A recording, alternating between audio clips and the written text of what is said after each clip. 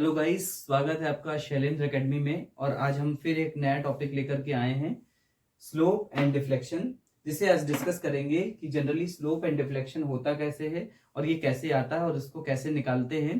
तो आज की वीडियो में हम इन टॉपिक्स को कंसीडर करेंगे कि स्लोप एंड डिफ्लेक्शन का कॉन्सेप्ट क्या है, मैक्सिमम स्लोप एंड डिफ्लेक्शन की इंपॉर्टेंस क्या है, और फिर स्लोप एंड डिफ्लेक्शन की जनरली डेफिनेशन क्या है जो हमें एग्जाम पॉइंट ऑफ व्यू से इंपॉर्टेंट है और लिखनी पड़ती है। क्योंकि कॉन्सेप्ट समझने के बाद एक प्रॉपर डेफिनेशन चाहिए, एक फ्रेम चाहिए जिसपे हम उसको पिरो पाए। जैसे एक से हमें एक माला बनाना होता है और उस माले में एक एक मोती डाल करके उसे कंप्लीट करते हैं तो माला बन जाता है। उसी तरीके से इस concept of slope and deflection को उठा करके इस डेफिनेशन पे डालेंगे जिससे कि स्लोप एंड डिफ्लेक्शन की डेफिनेशन प्रॉपर बन जाएगी।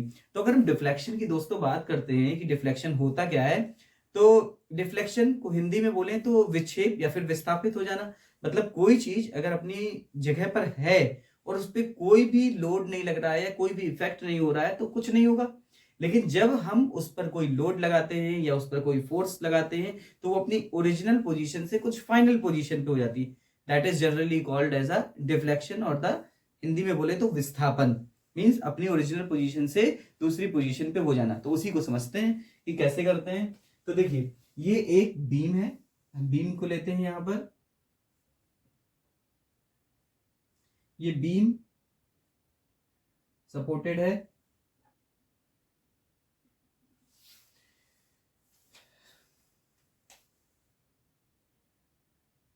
This is the longitudinal axis of the beam.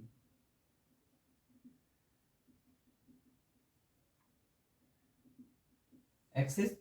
तो भाई ये बीम पर अभी कुछ लोड नहीं लगा हुआ है, ये बीम सपोर्टेड है, और फिर इस बीम पर कोई लोड जब नहीं लगा है तो बीम पे कुछ नहीं हो रहा है। लेकिन हमें तो भाई डिफ्लेक्शन और स्लोप पढ़ना है और वो बिना लोड लगाए आएगा नहीं, तो फिर हमें लोड लगाना पड़ेगा। और उसके लिए जब हम बीम पर एक लोड लगाते हैं, मान लेते हैं डब्ल्यू लोड इस बीम पर हमने अप्लाई किया, तो इस लोड के लगाने के बाद बीम पर वो क्या इफेक्ट आएगा वो हम यहां से देखते हैं कि ये बीम किस प्रकार से डिफ्लेक्ट होगी। और इस बीम का जो डिफ्लेक्शन है वो इस तरीके से आएगा। अब समझना है यहीं पर कि डिफ्लेक्शन क्या होता है। मींस जो ये ब्लैक लाइन दिख रही है आपको, वो बीम है जो इसकी ओरिजिनल पोजीशन पे थी इस तरीके से, और जब लोड डब्ल्यू लगाया तो जो रेड कलर की लाइन दिख रही है इस पोजीशन से बीम पहुंच जाती है। यानी कि जो ये लॉन्गिट्यूडनल एक्सिस थी बीम की, वो लॉन्गिट्यूडनल एक्सिस यहां से शिफ्ट हो गई और कहां पहुंच गई, यहां पर चली गई। तो भाई यही तो हुआ डिफ्लेक्शन की, बीम इतना डिफ्लेक्ट कर गई। अब अगर बीम पे कोई एक पॉइंट कंसीडर करते हैं, ये तो वो लोड लगा था जो हमने अभी आपको दिखाया, और इस लोड के बाद ये स्थिति हुई। अब अगर हम यहां पर एक पॉइंट कंसीडर करते हैं, मान लेते हैं पी, तो ये पी पॉइंट ओरिजिनल पोजीशन से फाइनल पोजीशन पे यहां पर आ गया, पी डैश। तो ये पी पॉइंट तो भैया इतना ही तो डिफ्लेक्ट हुआ, तो यही तो पी पॉइंट का डिफ्लेक्शन हुआ। अब पूरी बीम के डिफ्लेक्शन की बात करते हैं तो ये पूरी बीम का डिफ्लेक्शन हुआ। अगर हम अलग अलग पॉइंट कंसीडर करें, यहां पर क्यू पॉइंट ले लेते हैं तो वो शिफ्ट होकर के यहां पर क्यू डैश पहुंच गया, यहां पर के लेते हैं तो वो शिफ्ट होकर के यहां पर के डैश पहुंच गया, यहां जे ले लेते हैं तो यहां पर शिफ्ट होकर के जे डैश पहुंच गया। इस तरीके से न जाने कितने पॉइंट हो गए, और इन्हीं पॉइंट्स से मिलाते मिलाते इस बीम ये बीम पूरी डिफ्लेक्ट हो जाएगी। अब इसमें कोई एक पॉइंट ऐसा भी होगा जहां पर डिफ्लेक्शन मैक्सिमम होगा, और यहां इस बीम में जो सिंपली सपोर्टेड का केस है, यहां देखने में तो यही लग रहा है भाई कि यहां पर मैक्सिमम है डिफ्लेक्शन। यहां पर डिफ्लेक्शन बाई पी होगा, यहां पर डिफ्लेक्शन बाई क्यू होगा, क्यू है इसलिए यहां पर डिफ्लेक्शन बाई के होगा, यहां पर डिफ्लेक्शन बाई जी होगा। तो अगर इन सभी पॉइंट्स में देखते हैं तो कहीं ना कहीं पर हमको एक डिफ्लेक्शन ऐसा दिख रहा है जो मैक्सिमम है, वो अभी सेंटर पे हमें दिख रहा है। इसको भी डिस्कस करते हैं, लेकिन इसके पहले स्लोप की बात करते हैं। तो अगर स्लोप हमें समझना है कि भाई स्लोप क्या होता है, तो एक लाइन डायग्राम बनाते हैं, और इस लाइन डायग्राम पे अगर हम इस डिफ्लेक्शन को दिखाएं इस तरीके से, तो ये डिफ्लेक्शन का एक इनिशियल पॉइंट था पी, और ये हुआ फाइनल पॉइंट पी डैश। यहां पर ये लोग रिएक्शन लगा दी, ये ए और बी बीम है। अगर इस डिफ्लेक्टेड पॉइंट पी पर एक टेंजेंट खींची जाए, टेंजेंट ये ऐसे ही जाएगी, एक टेंजेंट खींची जाए जो कि इसकी हॉरिजॉन्टल एक्सिस के साथ जो कोण बनाती है, ये टेंजेंट हॉरिजॉन्टल एक्सिस के साथ जो भी एंगल बनाएगी उसी को इस सेक्शन का, इस काट पर या इस काट का स्लोप बोलेंगे। वो कहीं पर भी हो सकता है, हम यहाँ पर कोई पॉइंट के कंसीडर करें, के डैश, तो यहां से जो भी तिर्यक रेखा या फिर टेंजेंट लाइन जाएगी इधर से, वो अपना एंगल का निर्माण करेगी थीटा। तो ये हुआ आपका डिफ्लेक्शन, सिंपली किसी एक पॉइंट से किसी दूसरे पॉइंट पर शिफ्ट हो जाना इस लोड की वजह से, और ये हुआ आपका स्लोप। तो दोनों का कॉन्सेप्ट यहां से क्लियर हो रहा होगा आपको कि ये स्लोप और ये डिफ्लेक्शन कहां से आते हैं और कैसे हम इसको निकालते हैं। अब सेकंड हम जो पॉइंट की बात करते हैं, maximum slope and maximum deflection की। तो जनरली अभी हम जो सिलेबस के हिसाब से देखते हैं तो कैंटिलीवर बीम और सिंपली सपोर्टेड बीम है।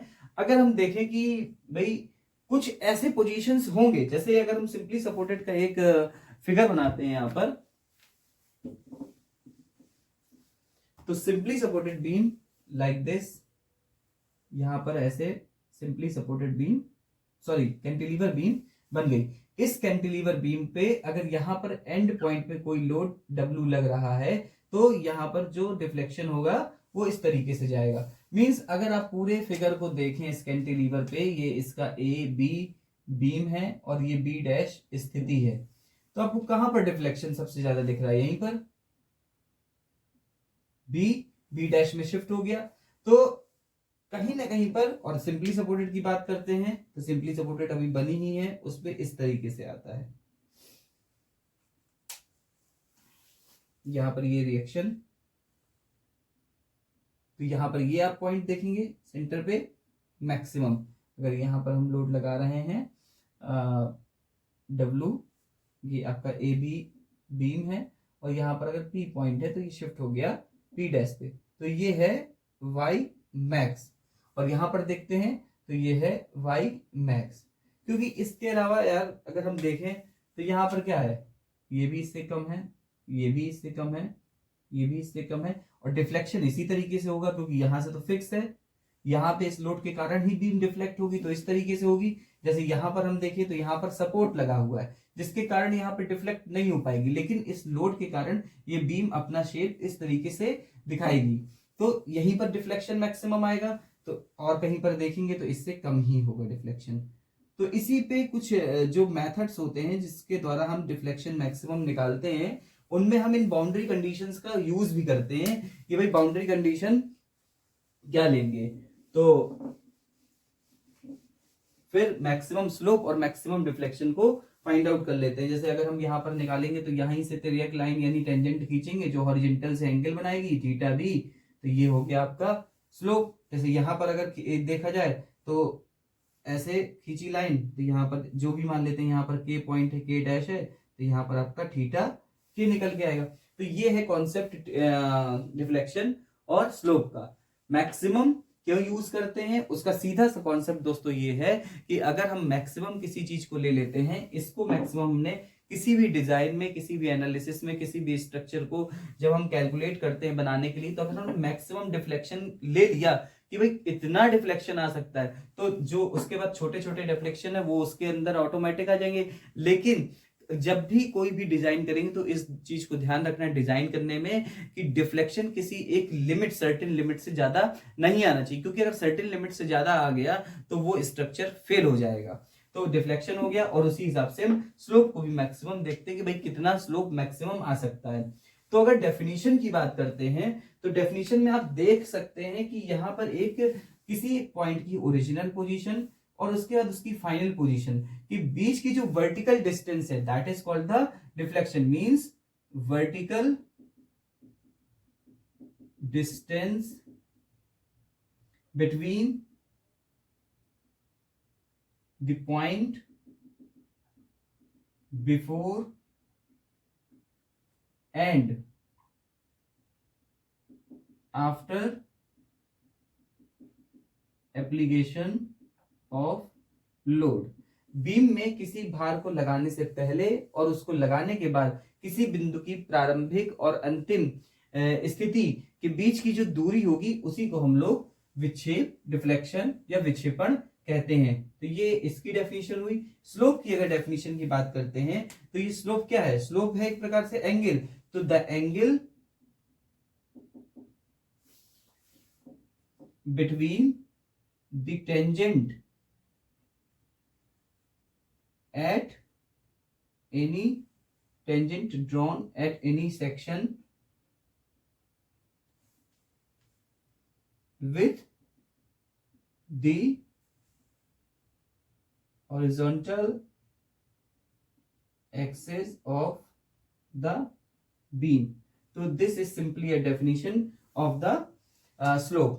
तो स्लोप क्या हुआ? स्लोप एक कोण है किसके किसके बीच का? किसी भी काट पर बनाए गए टेंजेंट का उसकी हॉरिजॉन्टल जो एक्सिस है बीम की, जो लॉन्गिट्यूडनल एक्सिस भी हम कह सकते हैं, उनके बीच का जो कोण होगा वो स्लोप होगा। और किसी भी दो बिंदु प्रारंभिक और अंतिम स्थिति लोड लगाने के बाद जो वर्टिकल डिस्टेंस होगी वो उसका डिफ्लेक्शन कहलाएगी। तो this is all about the slope and deflection.